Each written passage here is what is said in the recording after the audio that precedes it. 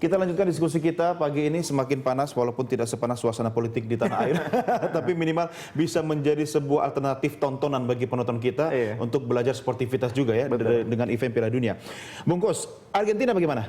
Iya, Argentina memang di penampilan fase grup cukup meyakinkan ya. Dan satu hal yang harus menjadi catatan adalah bahwa Argentina barangkali juga punya problem yang sama dengan ketergantungan yang terlalu besar terhadap Messi. Seperti halnya Brasil tadi ya.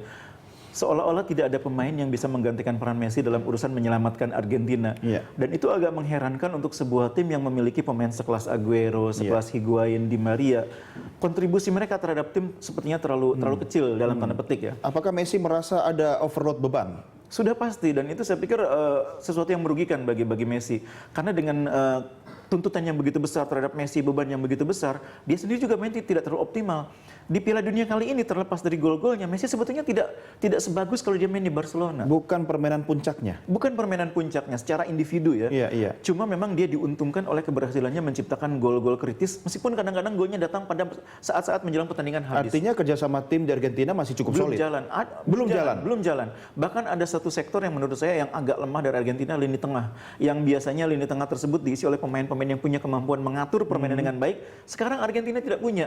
Pemain yang jadi playmaker adalah Di Maria.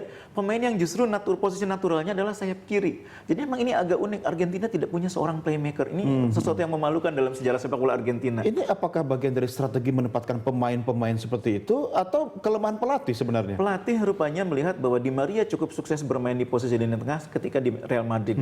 Tapi di tim nasional Argentina sepertinya Di Maria tidak optimal. Sepertinya ada alternatif lain. Dia punya pemain-pemain yang juga punya kemampuan jadi playmaker. Ada Oscar Perez, ada Perez, kemudian juga ada Bilia yang bermain di Lazio. Itu pemain-pemain yang punya kemampuan menjadi playmaker. Tapi tampaknya pelatih lebih suka Di Maria yang main di situ. Kalau saya pelatih, sebetulnya saya lebih suka kalau Di Maria bermain di kiri. Messi bermain tetap sebagai striker, di kanan adalah Vetsi atau Aguero atau Higuain. Dengan cara itu Messi lebih banyak punya ruang, space. Messi itu sejak dulu di Barcelona juga lebih bagus kalau main di tengah ketimbang di kanan. Itu yang membuat dulu ada perdebatan antara Messi dengan Zlatan Ibrahimovic mengenai siapa yang sebaiknya bermain di tengah. Dan akhirnya Pep memilih Messi yang bermain di tengah dengan menjual Ibrahimovic. Ataukah mungkin ada analisa baru dari pelatih untuk merubah struktur pemainnya sehingga mungkin diharapkan bisa membuat kejutan, tapi malah dia yang terkejut gitu? Iya, karena memang harus diakui agak mustahil bagi pemain seperti Higuain atau Aguero di bangku cadangkan untuk memberi kesempatan kepada Messi. Padahal dua pemain ini di kompetisi Liga Inggris maupun di kompetisi Liga Italia sangat subur. Memang ini dilematis bagi pelatih. Nah, dalam hal ini butuh keberanian dan nyali yang kuat dari pelatih. Pemain sekelas apapun, sebintang apapun, kalau dianggap tidak efektif buat tim, sebetulnya harus berani. Oke, sekarang kita ke Prancis, bagaimana? Iya, Prancis juga saya pikir agak kurang beruntung ya dari sisi drawing. Kita bisa melihat nanti Prancis bisa bertemu dengan Jerman ya. Mungkin mereka akan bisa melewati Nigeria nanti di fase 16 besar, tapi berikutnya lawan Jerman. Prancis memiliki daya serang yang bagus, tapi Prancis juga punya persoalan. Ketergantungan mereka terhadap Benzema ini cukup besar ya. Apalagi sejak Ribery dipastikan tidak bisa ikut Piala Dunia. Kemarin ketika Benzema tidak bisa bikin gol, Prancis juga tidak bisa mengatakan luar biasa ya. Nah, lini tengah Prancis harus bisa mengimbangi itu. Kebetulan memang lini tengah Prancis kan sebagian besar pemain-pemain yang berasal menghadapi Afrika ini nantinya kan. Bisa mengimbangi dari sisi itu ya. Cuma ketika mereka bisa lolos dari Nigeria, lawan berikutnya adalah Jerman, tim yang lebih solid, lebih kompak, lebih padu dibanding mereka. Ya, kalau bicara soliditas kekompakan, apakah postur pemain juga berpengaruh untuk ditempatkan di lini tertentu? Iya, saya pikir kita bisa melihat di kejuaraan dunia kali ini ada perkembangan yang menarik di mana hampir semua tim bermain dengan hanya satu striker. Dengan hanya satu striker dibutuhkan satu orang pemain yang punya kemampuan agak komplit. Bisa mencetak gol tentunya ya, bisa menahan bola, bisa bertarung sendirian dengan lawan di depan, sehingga dibutuhkan pemain yang yang secara postur pasti tidak rata-rata ya. Makanya pemain yang sukses di posisi itu juga tidak banyak. Tapi sebagian besar tim sekarang bermain dengan pemain seperti itu. Jerman yang bermain tanpa striker murni juga menempatkan Thomas Müller yang posturnya striker. Yang tidak postur striker barangkali cuma Messi kalau dimainkan sebagai striker. Brasil juga menempatkan Fred yang posturnya striker. Karena memang sebagian besar tim bermain dengan hanya satu striker. Dan itu membutuhkan pemain dengan karakter tersendiri. Oke, Bungkus. Kita ingin mengakhiri diskusi kita pagi ini dengan analisa Anda untuk babak berikutnya. Ini masih ada berapa hari untuk berleha-leha dulu. Tapi kira-kira bagaimana dengan peta di 16 besar, kemudian siapa yang sampai ke final ya? Sampai ke final. Buat modal taruhan. Kita bisa bikin dari bagan dulu ya. Nanti Brasil akan bertemu dengan Chile. Nah, saya pikir Brasil ini lawan Chile akan lolos Brasil ya.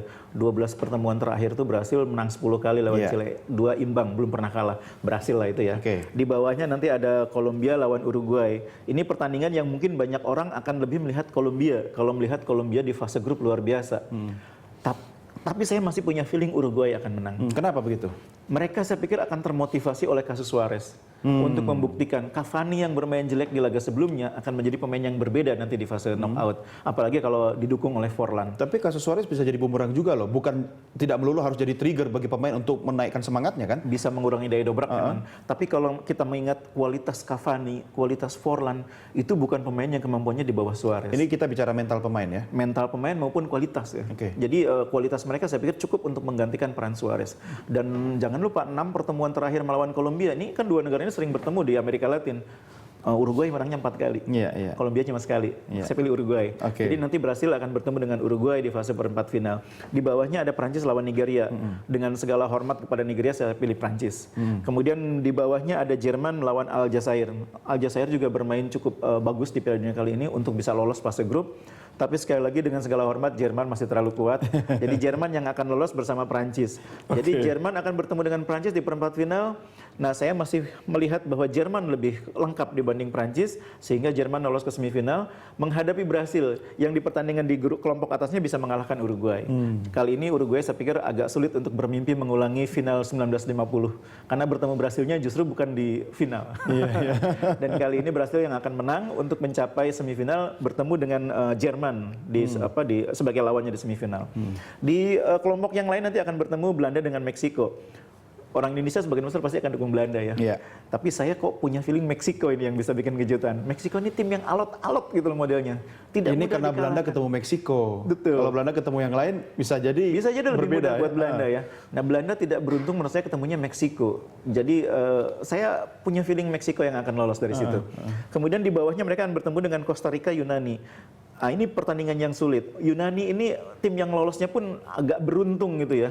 Costa Rica lebih meyakinkan lolosnya mengalahkan Uruguay. Bukan soal keberuntungan Costa Rica? Bukan. Mereka memang secara kualitas bagus mengalahkan Italia. Jadi peluang Costa Rica lebih besar? Justru saya pikir Yunani malah. Yunani ini tim yang aneh-aneh, sama seperti Meksiko. Mereka bisa tiba-tiba main seperti itu. Dan tim ini matang ya menghadapi bisa lolos ini dengan pemain-pemain yang sebagian besar pemain tapi Bung, soal Costa Rica sedikit saja. Ini kan kita tidak bicara soal keberuntungan sesaat gitu kan. Apa yang harus ditakuti dari Costa Rica sebenarnya? Jadi ketika menghadapi Uruguay, menghadapi Italia, mereka mengembangkan permainan cepat yang di luar dugaan. Begitu tinggi temponya. Karena fisik pemain? Fisik pemain. Mereka punya pemain-pemain muda yang punya kecepatan luar biasa dan itu tidak bisa diimbangi oleh Uruguay. Itu akan dipakai terus nanti? Saya pikir itu modal mereka. Pemain seperti Brian Ruiz, Jules Campbell, itu modalnya. Tapi soal strategi bagaimana? Dari segi permainan saya pikir Costa Rica memang tidak perlu mengubah style mereka ya. Mereka tetap harus mainkan cara yang sama seperti ketika tampil menghadapi Uruguay maupun Inggris maupun Italia. Nah, persoalannya Yunani tim yang kokoh, yang solid, pertahanannya kuat. Dan mereka tim yang sangat berpengalaman. Ini berarti upaya ganda ya, harus jebol pertahanan dulu gitu kan. Ketika mereka tidak mampu menembus pertahanan Yunani, lama-lama Costa Rica jadi frustasi. Bisa jadi pertandingan akhirnya berakhir tanpa gol, adu penalti. Kalau adu penalti Yunani lah saya pegang. Yunani nanti akan bertemu dengan Belanda ya, atau Meksiko maksudnya. Nah, di bawahnya nanti ada Argentina lawan Swiss. Argentina lah saya. Swiss ini meskipun material ini tengahnya bagus, tapi tidak punya striker yang bagus. Di bawahnya nanti ada Belgia bertemu dengan Amerika. Amerika juga menarik dari segi permainan, tapi Belgia lebih merata materi pemainnya. Mungkin nanti Lukaku main lagi. Eden Hazard main lagi, menang Belgia. Belgia bertemu dengan Argentina, saya pegang Argentina. Argentina nanti bertemu dengan pemenang antara Meksiko melawan Yunani. Meksiko, Argentina lawan Meksiko, saya pegang Argentina. Jadi final ideal menurut saya adalah Brasil ketemu Argentina. Brasil ketemu Argentina. Ini berat ini. Sangat berat dan istilahnya tragedi Maracana yang terjadi pada tahun 1950 bisa terulang gitu. Hasil akhir? Saya sebetulnya penggemar Brasil. Saya lebih suka Brasil, tapi kelihatannya tragedi Maracana bisa berulang.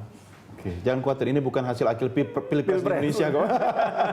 Bungkus, saya ingin di kesempatan terakhir ini Anda memberikan ulasan bagaimana kita belajar dari Piala Dunia untuk pembinaan olahraga sepak bola di tanah air kita. Iya, kalau dari sisi teknis permainan, saya pikir pelatih-pelatih sekarang bisa melihat perkembangan yang menarik, di mana ada tren perubahan gaya bermain ya. Jadi dulu orang selalu, sebagian besar tim bermain dengan 2 striker, sekarang hanya 1 striker, tapi memperkuat lini tengah. Tapi memperkuat lini tengah ternyata tidak otomatis berarti bahwa tim bermain jadi lebih defensif. Enggak. Jumlah gol yang tercipta di sepanjang penyisihan ini, barangkali saya pikir bisa menggambarkan betapa Piala Dunia kali ini lebih menarik, atraktif. Rata-rata gol yang tercipta sepanjang pertandingan penyisihan itu rata-rata 3 gol. Ini jumlah yang lumayan menarik. Kita belum tahu sampai final nanti ya, karena biasanya fase knockout lebih sedikit. Tapi gambarannya sudah cukup menjanjikan. Kemudian yang kedua, dari sisi pembinaan kita bisa melihat bahwa sebuah tim yang ideal itu harus dipadukan antara pemain yang matang dengan pemain muda yang potensial.